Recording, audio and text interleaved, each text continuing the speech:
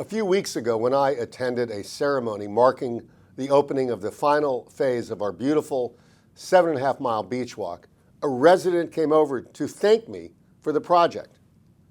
"It's your money," I told him, "but thank you for trusting me to spend it this way."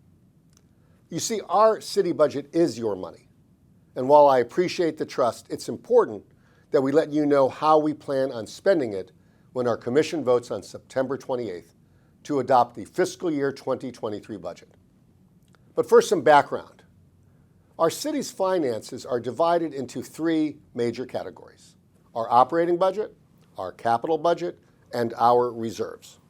Now, our operating budget is what we spend to provide most of our city's services. Think salaries to pay our cops, as well as the gasoline to fuel their vehicles. Our capital budget is what we spend on typically one-time, long-term investments in city buildings and infrastructure. And our reserves, or what is commonly called rainy day funds, are what we keep just in case something like a hurricane or a pandemic leaves us short on revenue. Now, most of our general fund budget comes from your property taxes, which are generated from the more than $46 billion of property value in our city. Unlike most places, because of the substantial hospitality industry presence and foreign-owned residents located here, only 18% of the property taxes paid in our city are actually paid by homesteaded property owners. So while our budget includes your money, we are fortunate that a huge amount of the burden of funding our government is shared by businesses and people who may not even live in our city full-time or even at all. Now, the other primary source of income are resort taxes, which are generated from taxes on hotel rooms and food and beverage bills. Our city keeps slightly less than 1/3 of the 14% resort tax fee charged at hotels, and we keep 1/4 of the 9% taxes on meals and drinks. So this upcoming year, we are proposing an $801 million budget, of which $732 million is for our city's operations. This budget can only fairly be described as a public safety budget in that it includes very significant increases in police, in fire, in code inspectors, in park rangers, and our efforts to combat homelessness. And it is fully funded without increasing millage, and at the same time allows for unprecedented levels of reserves, which I believe are fiscally responsible to maintain. So the total $732 million operating budget heavily prioritizes your public safety and the safety of our visitors. Now, to put this in context, the percentage of the general fund budget for public safety has increased from 50% in 2007 to 60% in the upcoming budget. A few notable enhancements in this upcoming budget include: we are adding 17 permanent police officers. This will mean our city's budgeted sworn police officers will be at 437, the highest ever, and nearly 50 more than from when I was first elected 5 years ago. Given the volume of visitors coming here and the disorder we must sometimes endure, especially in the Art Deco Cultural District, I think this is money we must spend. Also, while the overwhelming amount of serious crime is perpetrated on visitors, we cannot ignore our neighborhoods, where property crime, including car thefts, can occur. These increases in police will allow for increased presence in Mid and North Beach. Now, in addition to more patrol officers, this will also allow us to add an additional Marine Patrol unit, because it is obvious that given all the activity on our waterways, a single unit just won't cut it. And we will be adding 2 more officers as provided in the Smith and Walensky lease approved by voters in 2021, for a total of 4 patrol officers to enhance security in the south of 5th area, which is only getting busier. So regarding fire, we are proposing to add 14 additional fire rescue personnel to improve emergency response times and to staff a new fireboat to provide proactive patrol from Maurice Gibb Park.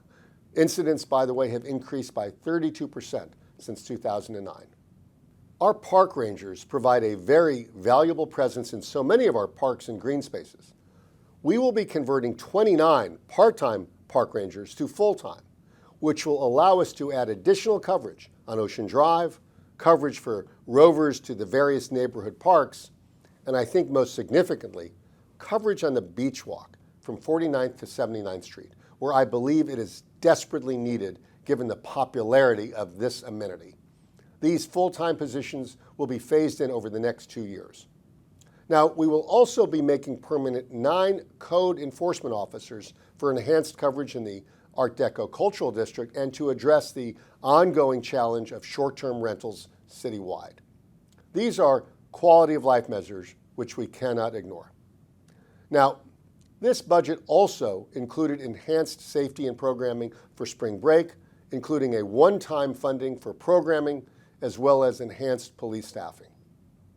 While our homeless population remains steady at around 160, we cannot allow our city to become like other places where homelessness is rampant, especially when we are opening up so many new parks and green spaces.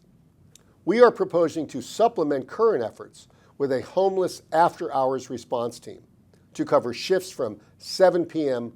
to 3 a.m. 7 days a week. Frankly, this is long overdue. And I've also asked city staff to explore every single possible available tool to combat homelessness in our city.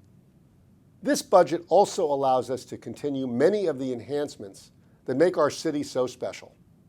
We will continue and expand our STEAM Plus initiative that is delivering art and culture curriculum into our school feeder pattern.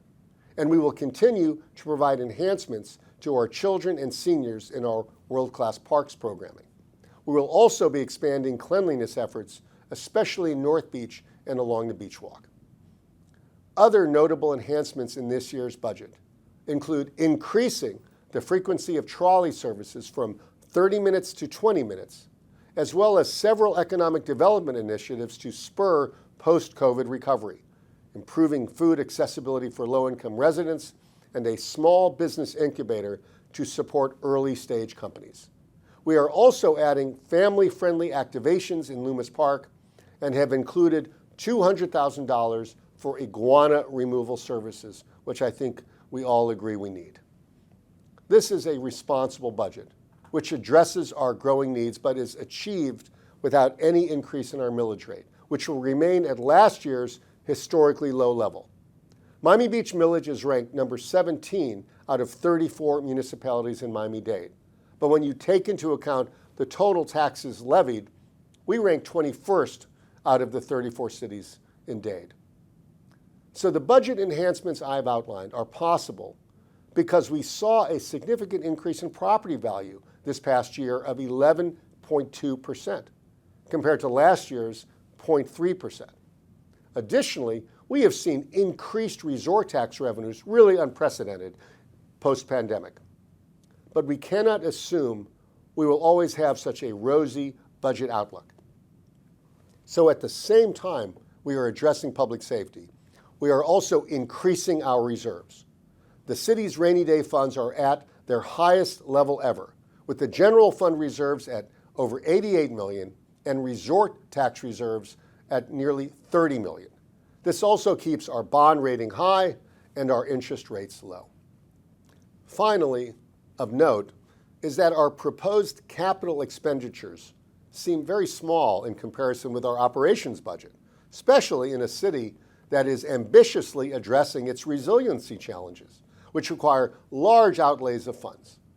Now, while it is typical for cities to spend more on operations than on capital costs, our city has traditionally used its general obligation, its GO bond program, to fund its capital improvements, which were already approved by voters a few years ago.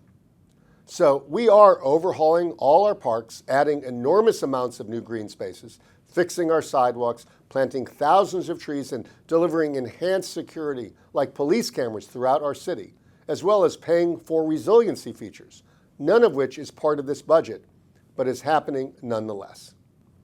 A budget is a reflection of our values and priorities. In order for our city to be a beautiful place to live, work, and play, we need to wisely invest in it and keep it safe, keep it clean, and special. I want to thank our entire City Commission for their hard work and support, especially Commissioner David Richardson, who chairs our Finance Committee and leads our budget effort. Also, thanks to our City Manager, Alina Hudak, and Chief Financial Officer, John Woodruff, and his budget team, who bring their considerable talents to work every day to make sure we respect the responsibility with which you have entrusted us. Thanks for listening. Have a great day.